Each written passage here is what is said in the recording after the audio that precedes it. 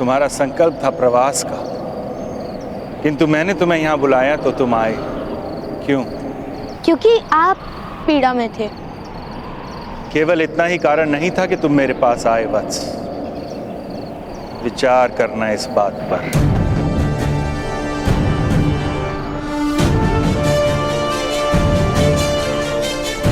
जाओ अब पुत्र, यशस्वी भव।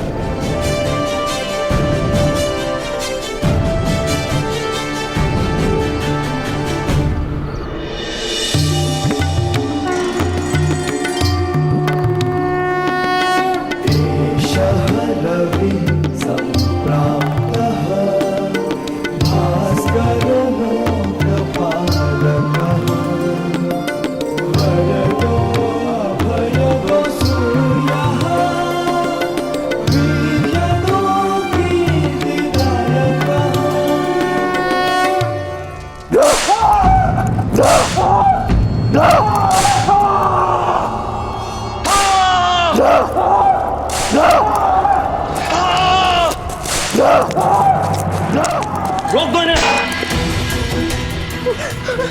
सिपाहियों, याद रहे, इन्हें अंदर जाने की अनुमति नहीं है। मुझे मेरे आर्य से मिलने दीजिए, मिलने दीजिए मुझे मेरे आर्य से।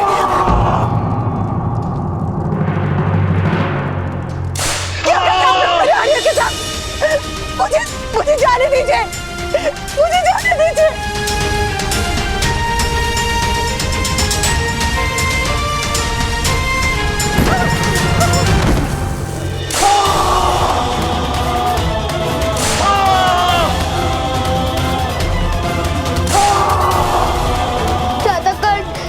शीघ्रता कीजिए, पिताश्री की रक्षा कीजिए। कर्ण, अब तुम ही एकमात्र आधार हो।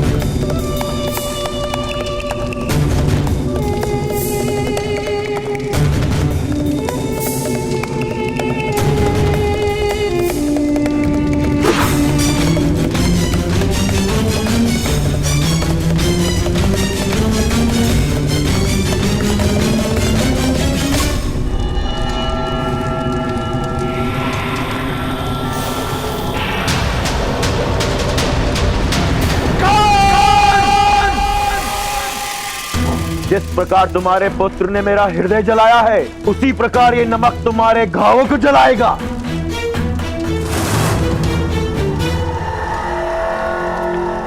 तुम्हारा पुत्र गया है महामुनि को लाने। महामुनि को हस्तिनापुर ले आकर वो तुम्हारी मुक्ति मांगने की इच्छा रखता है। मूर्ख है वो। महाराज तुम्हें मुक्त करे उससे पूर्व ही तुम्हारी मृत्यु हो जाएगी। इसका शिरच्छेद क्यों नहीं कर देते महोदय?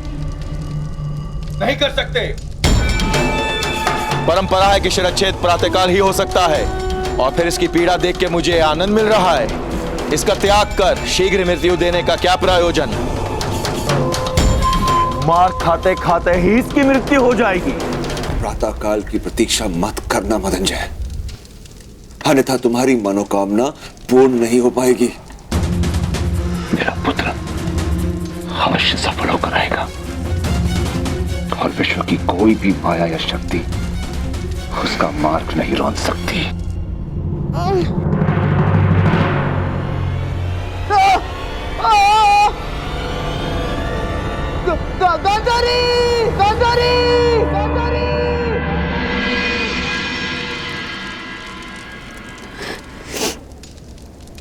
यदि तुम्हें जीवन नहीं मिला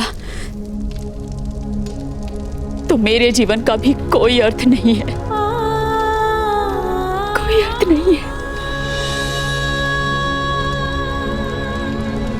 तुम्हारे पिता हमारा त्याग करें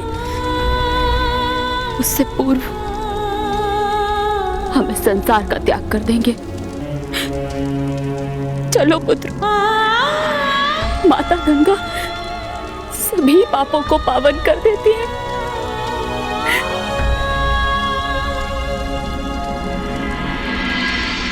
महामुनि व्यास, आपको हस्तिनापुर पहुंचाए बगैर मैं मृत्यु को निकट भी नहीं आने दूंगा।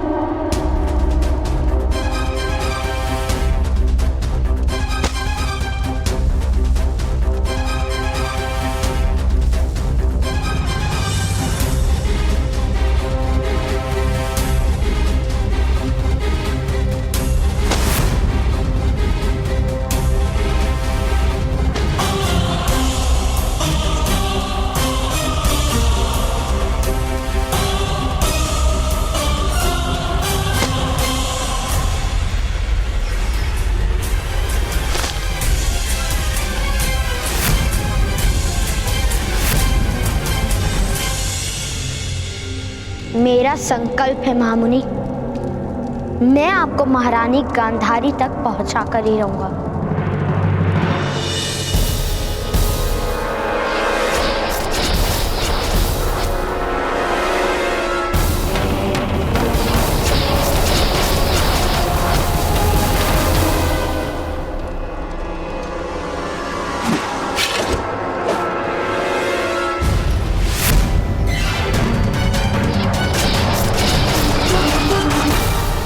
बल से किसी के संकल्प को किस प्रकार विचलित करोगे? वह तुम्हारा संकल्प था प्रवास का, किंतु मैंने तुम्हें यहाँ बुलाया तो तुम आए क्यों?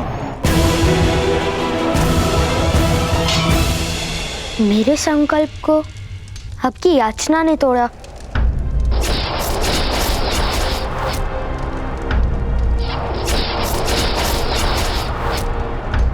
सब माया है। मेरा कवच प्रकट नहीं हुआ, अर्थात सब माया है।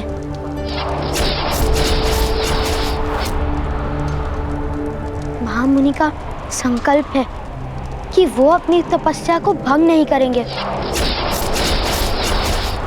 उनका संकल्प केवल मेरे समर्पण से टूटेगा, मेरी याचना से टूटेगा।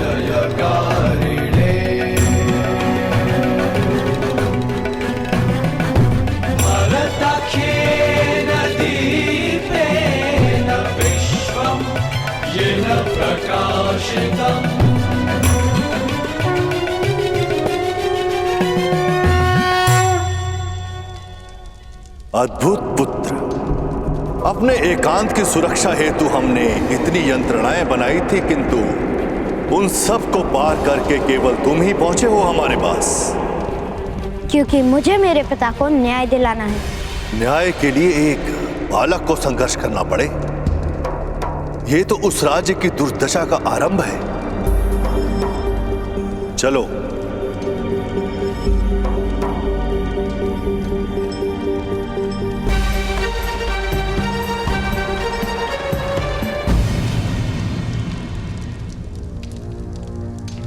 परंतु पुत्र, क्या सूर्योदय से पूर्व महारानी गांधारी तक तुम मुझे पहुंचा पाओगे?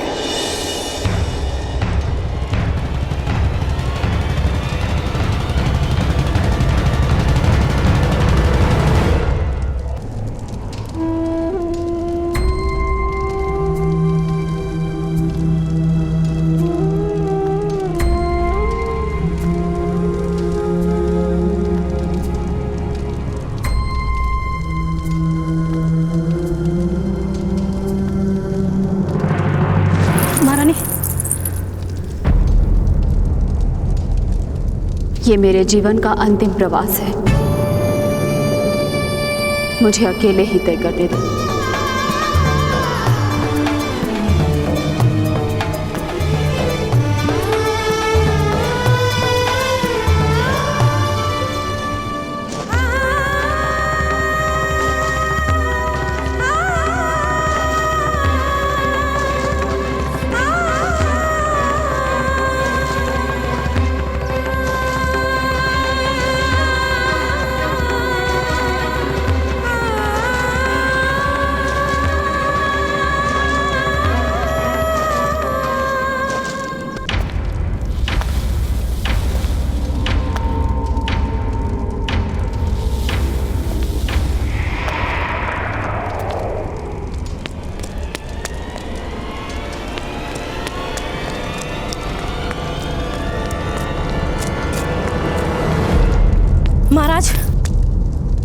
महाराज, महारानी गांधारी गंगा नदी में समाधि लेने जा रही हैं। उचित ही है, जिसका जीवन व्यर्थ हो उसे मृत्यु को आलिंगन देना ही उचित है। धृतराष्ट्र, शिव के वरदान को उसके दुर्भाग्य ने विफल कर दिया। एक पुत्र तक ना दे पाई मुझे। मूर्ख मत बनो, बंजर भूमि भी पूजनीय होती है। निसंतान स्त्री का स्तर सारे संसार में उच्च ही होता है।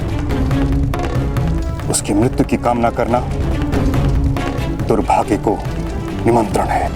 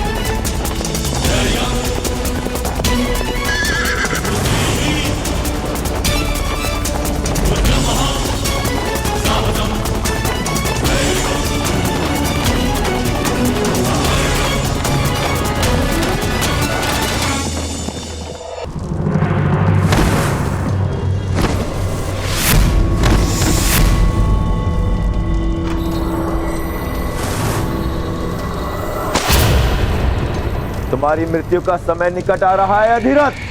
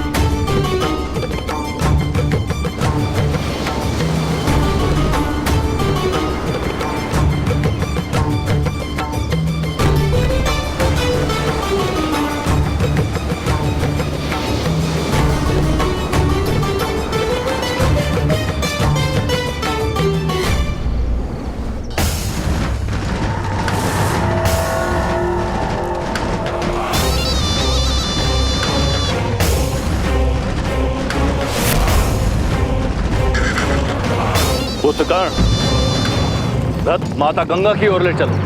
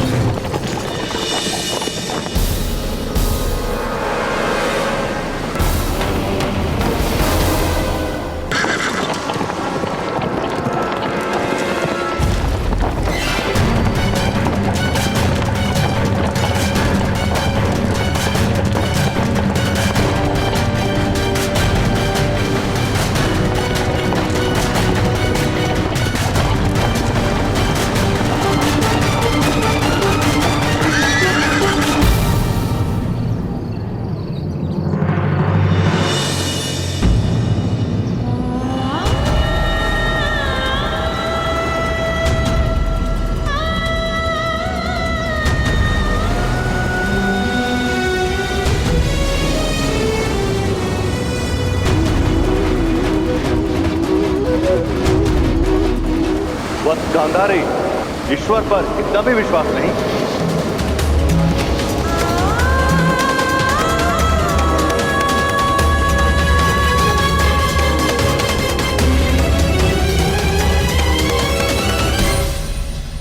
शीघ्र ही तुम्हारे पुत्र को भी तुम्हारे पास नरक में भेज दूंगा अधिराज। महामुनि व्यास को लेकर कर्ण आ गया है महोदय।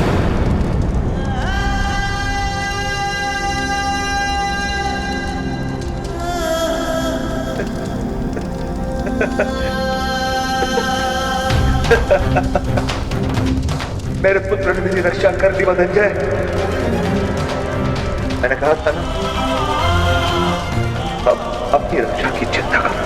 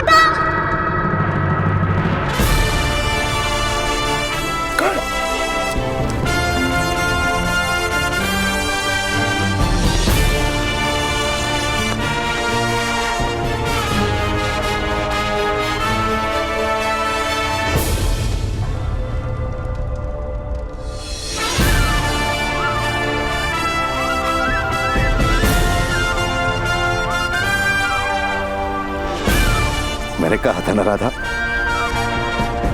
तुम्हारा पुत्र दिव्य है। पुत्र कर्ण, तुम वास्तव में दिव्य हो।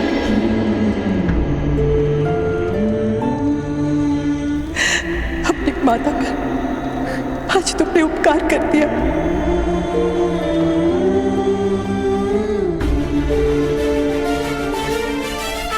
नहीं माता, तुम ही तो कहते हो ना कि माता पे उपकार और संतान का धिक्कार संभव नहीं।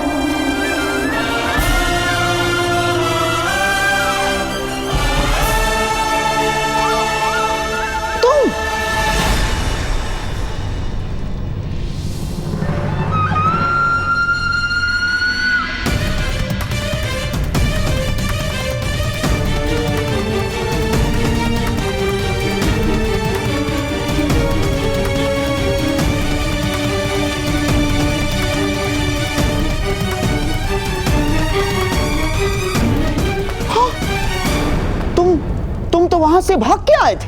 हाँ, आप तो भाग भी नहीं पाए, आप तो बंध गए थे महामुनि की माया में।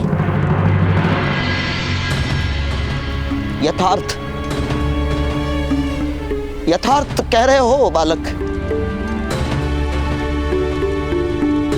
असफल हो गया मैं। मेरी सफलता मैं आपको दे देता हूँ। मुझे सफलता का कोई मोह नहीं। मुझे तो केवल मेरे पिताश्री की रक्षा करनी है।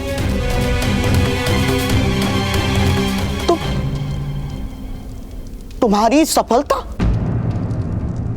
अर्थात तुम महामुनि को ले आए।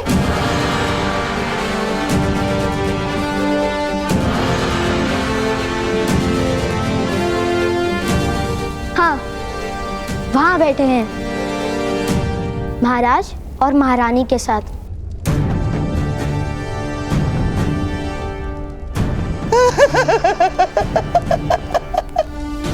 बालक, तुम वास्तव में अद्भुत हो बालक। अद्भुत अद्भुत। किंतु मेरे पिताश्री का क्या होगा? सैनिकों, इस बालक के पिताश्री को राजसभा में ले आओ।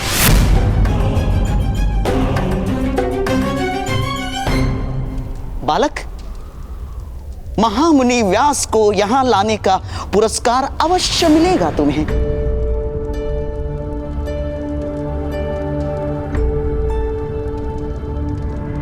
अद्भुत अद्भुत।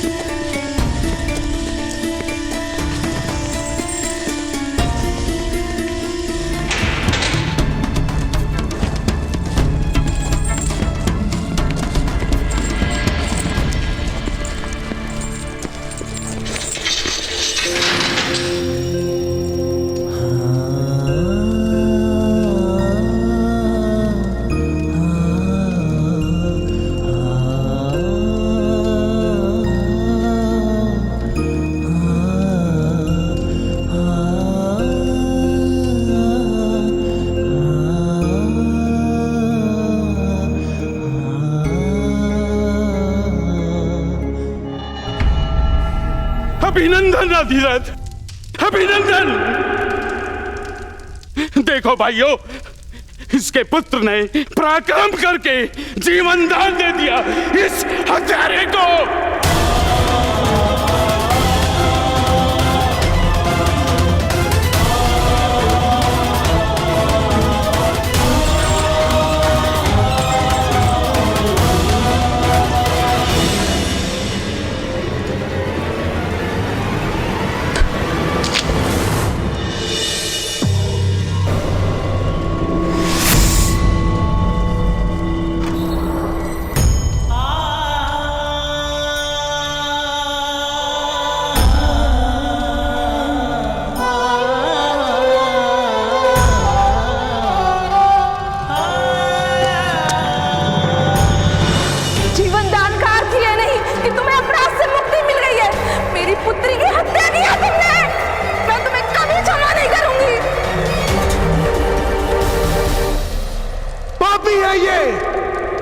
अपराधी है।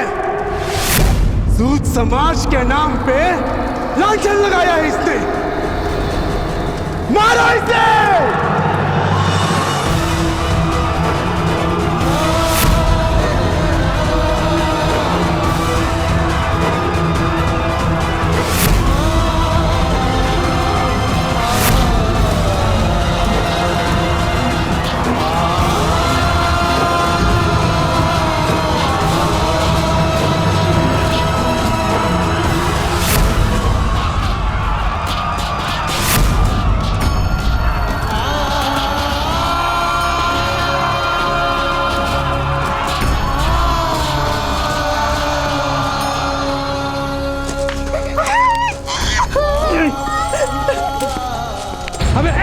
के साथ समाज में नहीं रहना है। जा भाई जा, अपने परिवार को लेकर कहीं और चला जा।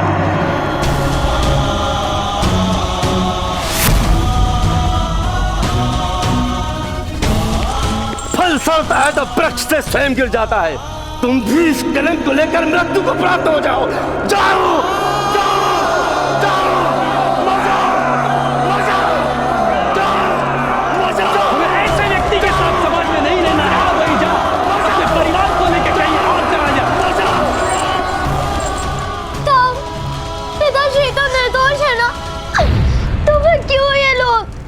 की निर्दोषता सिद्ध करनी होती है पुत्र कर्ण। खोया हुआ सम्मान और कटा हुआ मस्तक फिर से प्राप्त नहीं होता।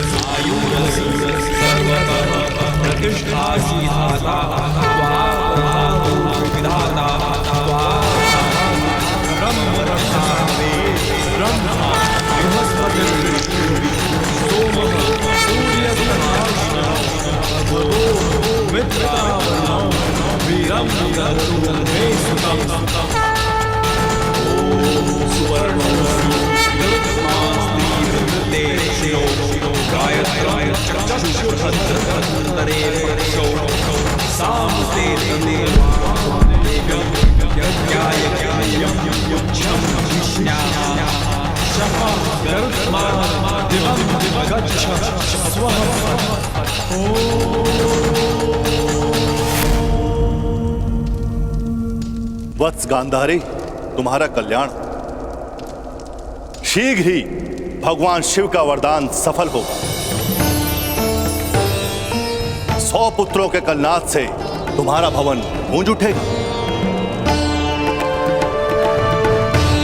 मैंने 101 घड़ों में 101 जीव स्थापित किए हैं।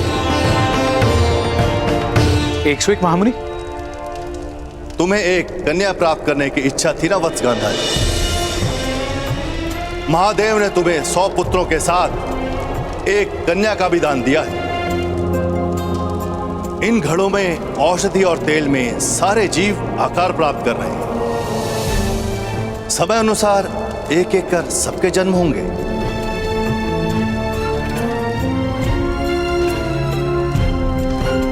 प्रणाम महामुनि।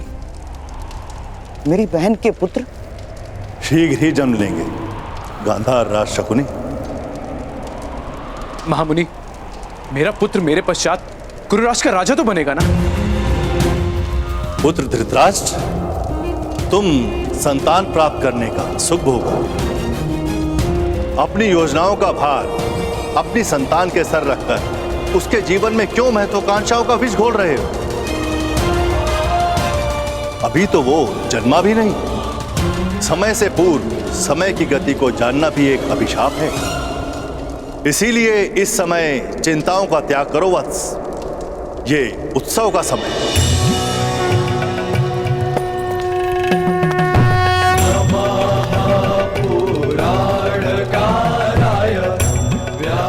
आपने मेरी संतानों को जीवन देकर मेरी श्रद्धा को जीवन दान दिया है। आपकी कृपा के इस ऋण से कैसे मुक्त हो पाऊंगी मैं? कृपा और ऋण, अगर कृपा का ऋण चढ़ता तो मनुष्य ईश्वर की कृपा के तले दबकर मर चुके होते। ऋण उपकार का चढ़ता है, कृपा का नहीं। तुम्हारे माथे पर यदि कोई ऋण है तो वो उस बालक का जो हमें यहां तक लेकर आया।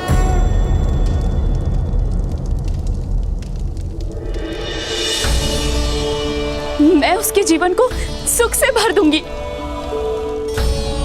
धन संपत्ति से परिपूर्ण कर दूंगी महामुनि। कुछ जीवन सदा ही रिक्त रहते हैं। स्वाति नक्षत्र में वर्षा की बूंद पीने की आस में जी रही सीप जैसे सागर में रहकर भी प्यासी रहती है। उस बालक को जिसकी आवश्यकता हो वो देने का प्रयत्न करना वत्स।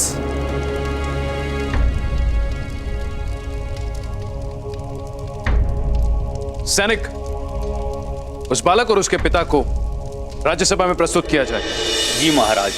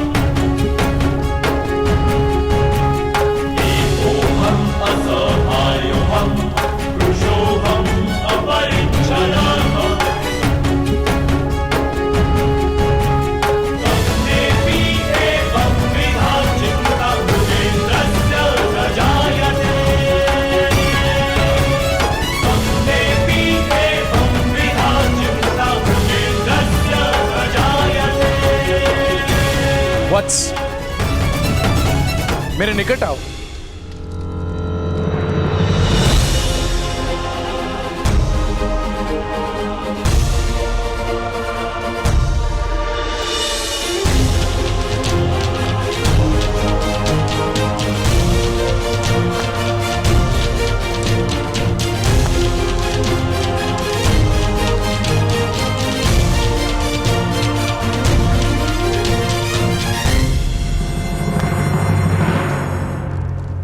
आज तुमने हस्तिनापुर के सम्राट पर उपकार किया है।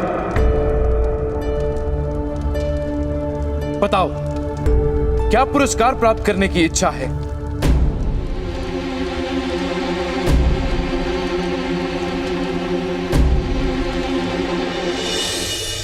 मेरे पिताश्री को मृत्युदंड दिया गया है महाराज। वत्स, मैं इसी क्षण तुम्हारे पिता के सभी अपराधों को क्षमा कर उन्हें मुक्त करता हूं।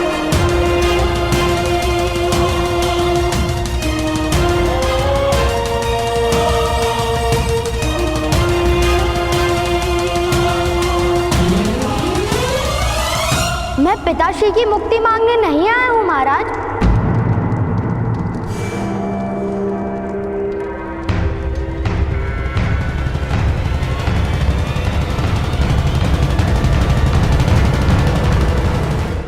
मुक्ति मांगने नहीं आए? तो फिर क्या आशा है वत्स? क्या मांगने की इच्छा है तुम्हारी? मेरे पिताश्री को मृत्यु दंड दीजिए महाराज।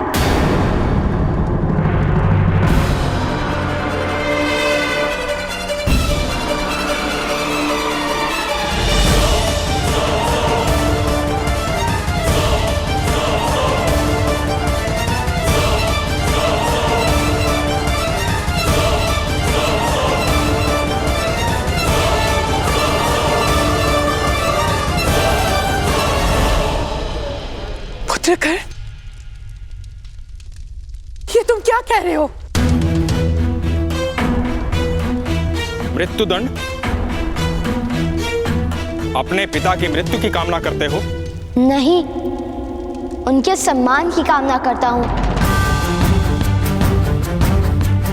जब मैं महामुनि को लेने गया था, तब मेरे हृदय में केवल मेरे पिताश्री के जीवन का महत्व था,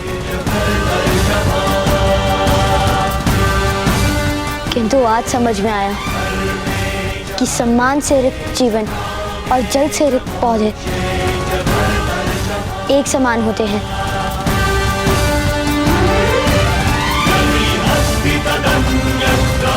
देर अदेर सूख ही जाते हैं। इस आरोप के कारण उनका सम्मान टूटा है। या तो सम्मान पूर्वक जीने का अधिकार दीजिए, अन्यथा मृत्यु दंड दीजिए।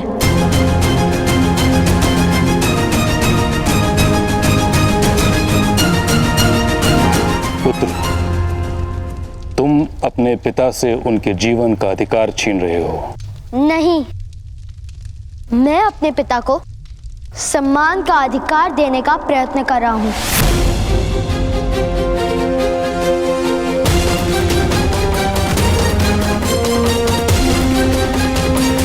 क्या तुमने अपने पिता से पूछा कि वो मृत्यु के लिए सज्ज हैं?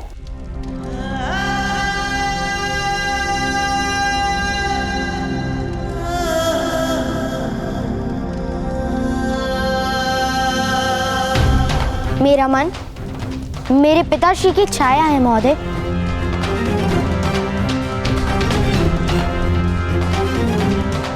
मैं अपने मन को प्रश्न करता हूं, तब उसका उत्तर मेरे पिताश्री देते हैं।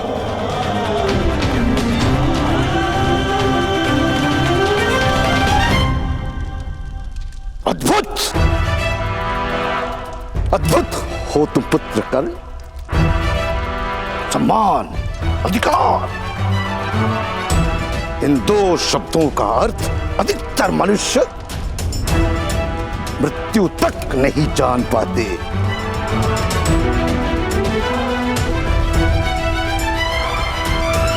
क्या आशा है बालक? मेरे पिताश्री ने उस भुगत ग्राम के कुएं में विष नहीं डाला था।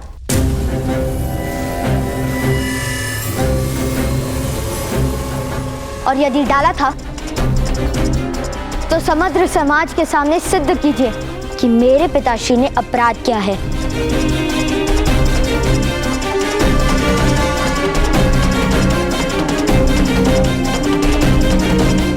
अन्यथा स्वीकार कीजिए कि मेरे पिता को सम्मान का अधिकार है।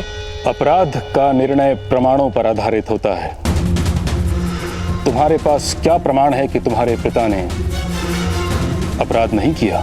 जिसने वास्तव में अपराध किया है वही प्रमाण है कि मेरे पिता निर्दोष हैं।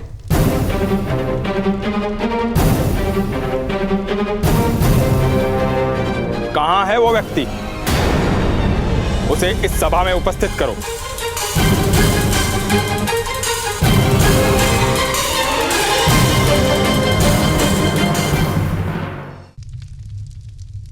मैं नहीं जानता वो कौन है।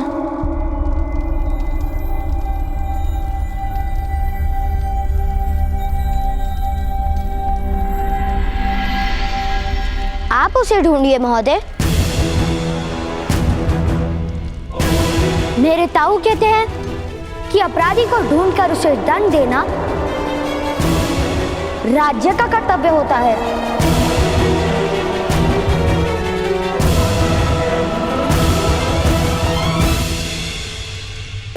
उद्दंड हो तुम बालक। महामहिम, सत्य सदा उद्दंड ही होता है। असत्य को हाथ जोड़ने पड़ते हैं।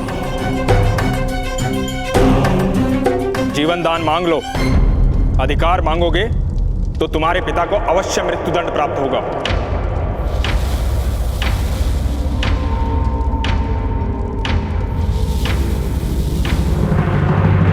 मेरे पिता ने शिक्षण दिया है कि हम सूत हैं, श्रम करके धन कमाते हैं, दान नहीं लेते।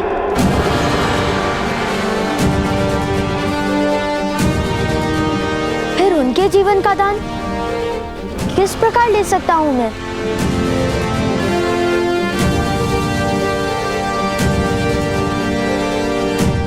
मैं उस अपराधी को राज्यसभा में अवश्य उपस्थित करूंगा।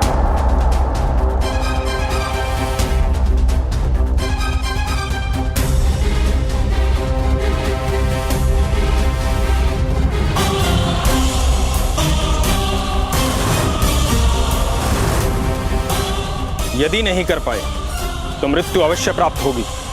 फिर दया नहीं दिखाई जाएगी। अपराध सिद्ध हो ही नहीं सकता महोदय। मुझे मेरे पिताश्री पर पूर्ण विश्वास है।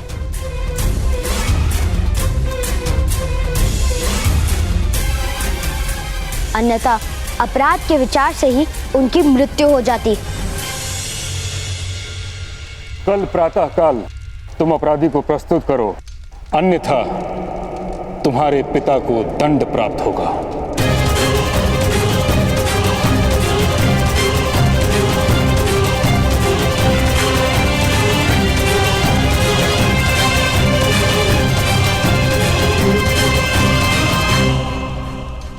समय है,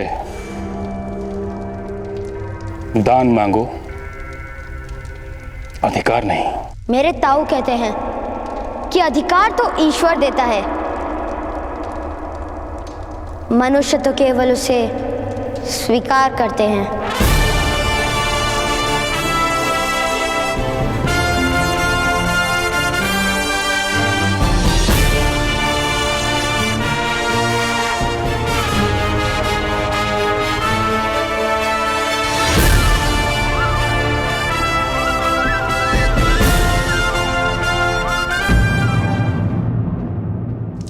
ये क्या क्या तूने कहा? क्या विचार करके ऐसा अनुचित वरदान मांगा?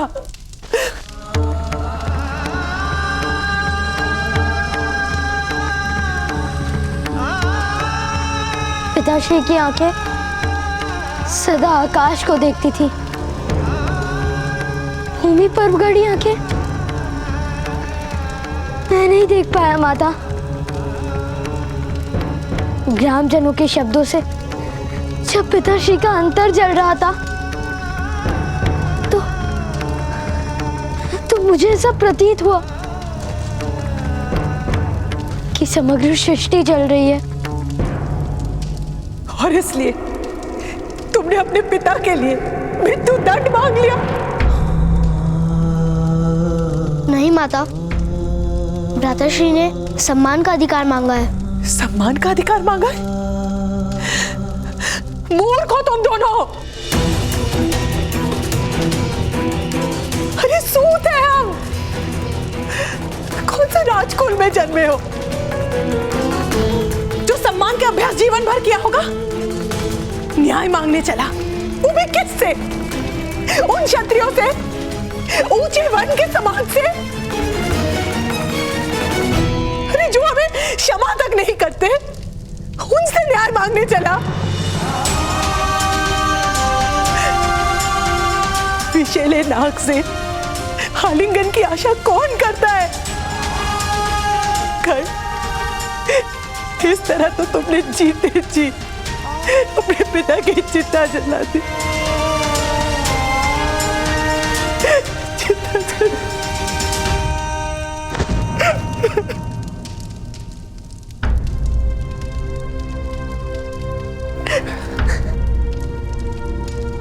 राधा, वृक्ष को हठपूर्वक मोड़ कर रख दो तो कुछ काल पश्चात वो सीधा होना भूल जाता है। तुम्हारी स्थिति ऐसी ही है, हमारे समाज की स्थिति ऐसी है। हमें सम्मान और स्वतंत्रता का मूल्य ही अब समझ में नहीं आता। किसने मांगी स्वतंत्रता आपसे? किसे अपने जीवन से पीड़ा है? केवल आपको। जेठ जी, जिन्हें सुख के स्वप्न देखने में रुचि है, उनकी निद्रा तोड़ने का यज्ञ क्यों आरंभ किया आपने? और उस यज्ञ में मेरे आर्य की बलि क्यों देना चाहते हैं आप? नहीं माता, पिताश्री का बलिदान नहीं होगा। भ्राताश्री पे विश्वास रखिए।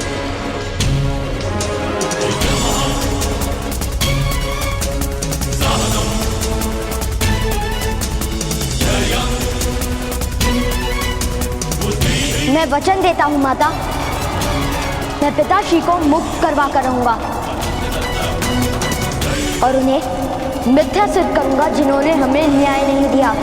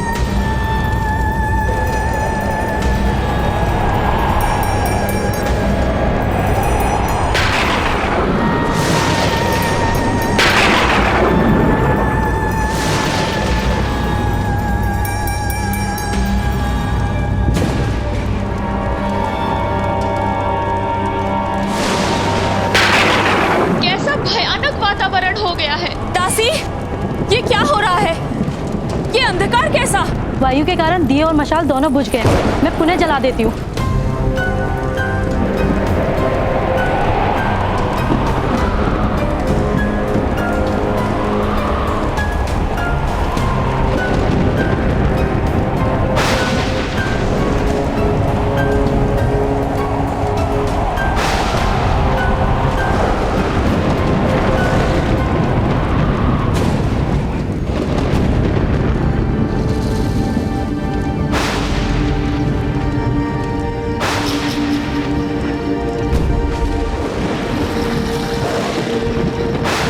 योजना यह है कि जिसने भी उस कुएं के जल में विष डाला है उसे बंदी बनाना होगा। अवश्य, ये कार्य ग्राम रक्षक ने किया था। अन्यथा पिताश्री को बंदी बनाकर इतनी पीड़ा क्यों दी उसने? राजसभा में कर्ण के कारण उनका अपमान हुआ था। अवश्य उसी का प्रतिशोध ले रहे हैं वो। लोहारों और सूतों में संघर्ष करवाकर कर्ण को अपराधी घोषित करने की इच्छा है उनकी। यदि ऐसा है तो विष अवश्य उद्यक्ष ने मिलाया होगा। मेरे पिताश्री कह रहे थे कि ग्राम रक्षक के सारे नीच कार्य वही करता है। मैंने सुना है कि उद्यक्ष महोदय जंगल के रास्ते शिव मंदिर की ओर जा रहे हैं। चलो उसका दमन करना होगा हमें।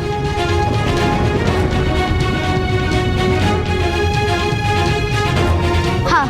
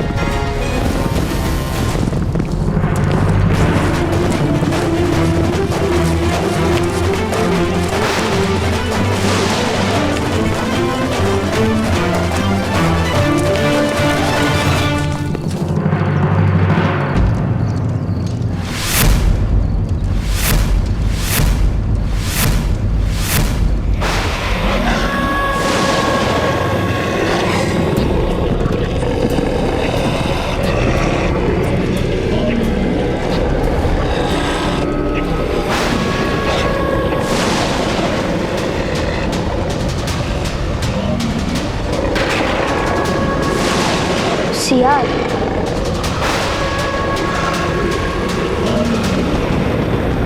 कर्ण, ये सियार तो आक्रमण करेंगे।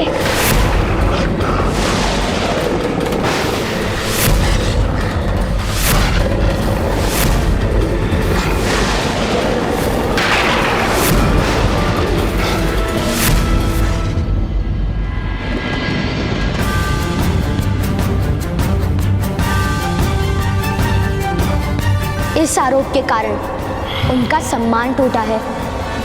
या तो सम्मान पूर्वक जीने का अधिकार दीजिए, अन्यथा मृत्यु दंड दीजिए। अधिकार तो ईश्वर देता है, मनुष्य तो केवल उसे स्वीकार करते हैं। कल्याण हो महामहिम।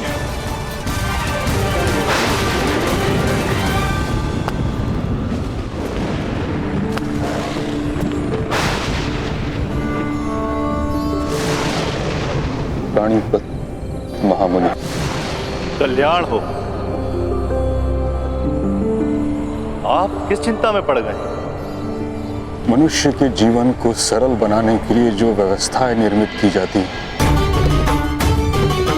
उनके भंग हो जाने की चिंता, जिसका प्रथम चिन्ह मैंने राज्यसभा में देखा है। आज एक सूत का बालक भरी सभा में यह कहकर चला गया कि उसके साथ अन्याय हुआ है। अगर ये वास्तव में सत्य है तो ये व्यवस्था अनुचित है, क्षत्रियों का व्यवहार अनुचित है। राजा पर प्रजा का विश्वास उठ जाए, रक्षक पर प्रजा संदेह करने लगे, प्रजा असंतुष्ट हो तो इससे विद्रोह जन्म लेता है। क्या नीच वर्ण के मनुष्य को सम्मान और न्याय का अधिकार नहीं? नहीं महामुनि, ऐसा कदापि नहीं। सम्मान और अधिकार, इन दोनों में किस प्रकार भेद हो सकता है? सभी तो परमात्मा के अंग हैं। किंतु व्यवस्था ऐसी हो गई है कि नीच वर्ण के मनुष्य का दमन और शोषण होता है। किंतु प्रत्येक मनुष्य को शस्त्र उठाने का अधिकार भी तो नहीं दिया जा सकता। अंकुश से अनुशासन रहता है और अनुशासन से न्याय। यथार्थ कह रहे हैं आप, किंतु शस्त्र धारण करने वाला अपनी बुद्धि, विवेक और ज्ञान का त्याग कर रहा है, यह भी तो सत्य है। अर्थात एक उत्तम व्यवस्था शोषण का कारण बनती जा रही है। और एक बात स्मरण रहे महामहिम, सतयुग समय का प्रथम खंड था। तब मनुष्य समाज में गुण अधिक थे, इसलिए वर्ण व्यवस्था मनुष्य के मूल्य और सम्मान का आधार नहीं था।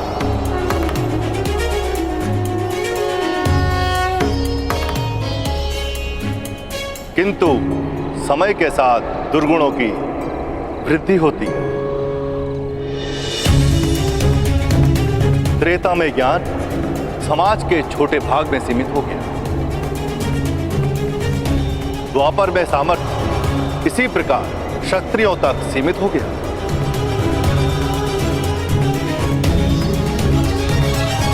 ज्ञान और सामर्थ्य पर सामान्य प्रजा का अधिकार चला गया। इसी कारण से आने वाले कलयुग में यही व्यवस्था दमन और शोषण का कारण बनेगी। और जब दमन होता है तो विद्रोह भी होता ही है। तो फिर आप ही बताइए महामुनि, ऐसी स्थिति में क्या उचित होगा? हम केवल अपने कर्तव्य मार्ग पर चलते हुए ईश्वर के अवतार की प्रतीक्षा कर सकते हैं। व्यवस्थाओं को शुद्ध करने का प्रयत्न भी कीजिए महामहिम। सिंहासन पर धर्म और सामर्थ्य एक हो, ऐसा प्रयत्न कीजिए। यथाशक्ति समाज को सुख देने का प्रयत्न करें। महामुनि प्रणिपात। कल्याण हो। ताश्री, भ्राता पांडु के यहां से समाचार आया है। सब कुशल तो है विदुर? संतान का जन्म सदैव कुशल ही होता है महामहिम। पांडु का दूसरा पुत्र जन्म ले चुका है।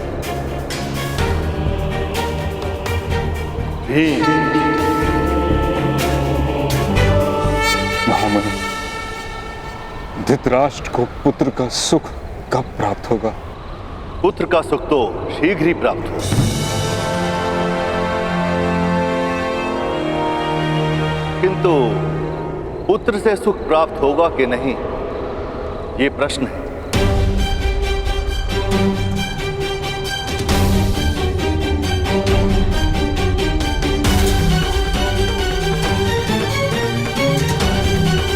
कल्याण हो।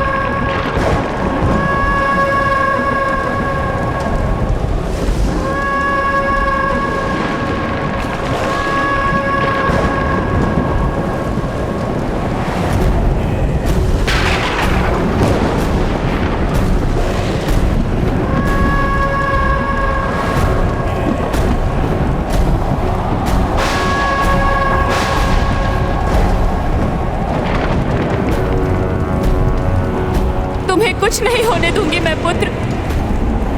तुम्हारा जन्म होगा।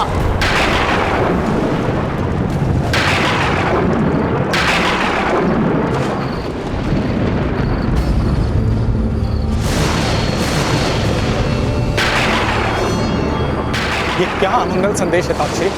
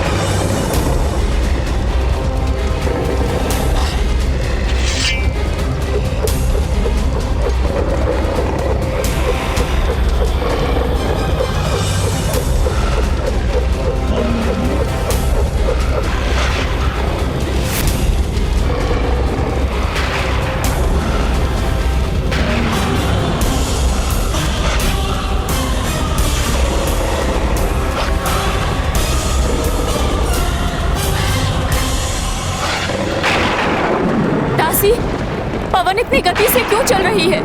ये ध्वनियां क्या हो रहा है ये?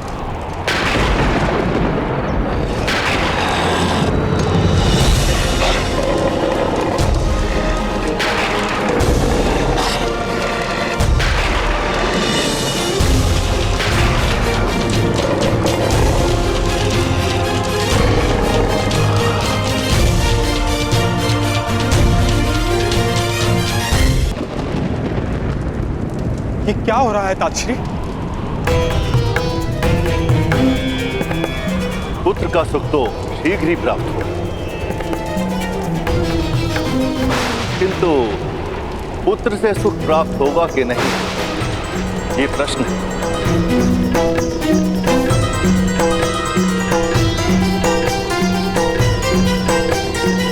पितुर, हमें शीघ्र ही गर्भगृह की ओर प्रस्थान करना होगा।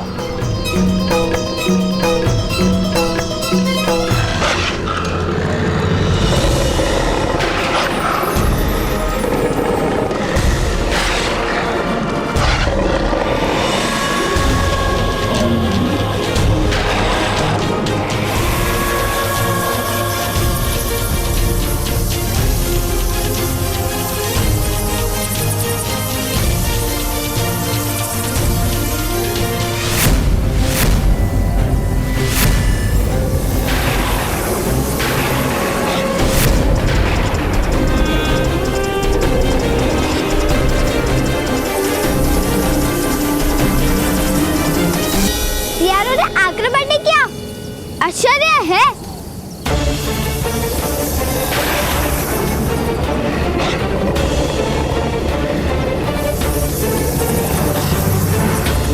ये सारे प्राणी राजभवन की दिशा में जा रहे हैं। माता कह रही थी कि जब भी कोई अमंगल घटना घटती है तो उसका आभास प्राणियों को सबसे पहले हो जाता है।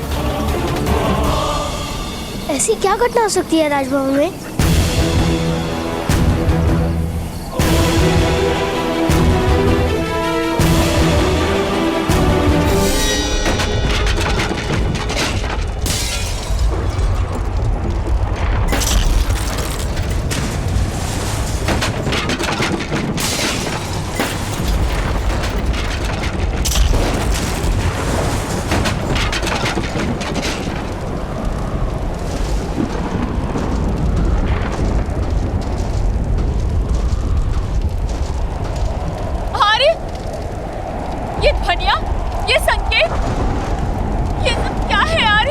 पांडु के दूसरे पुत्र के जन्म का संकेत है गांधारी।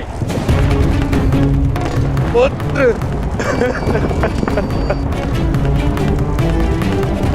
अब भी तुम्हारा जन्म क्यों नहीं हो रहा?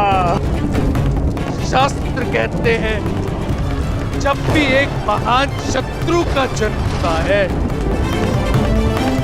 उसके साथ ही उसका वध करने वाला वो महान योद्धा भी जन्म लेता है। तुम्हारा शत्रु जन्म ले चुका है पुत्र। पांडु का दूसरा पुत्र भी जन्म ले चुका है। अब तुम्हारे जन्म का समय है वत्स। मेरी सभी आशाएं तुमसे जुड़ी है। जन्म लेकर अपने पिता के अशांत हृदय को शांत करो पुत्र। जन्म लो, जन्म लो पुत्र, जन्म लो पुत्र।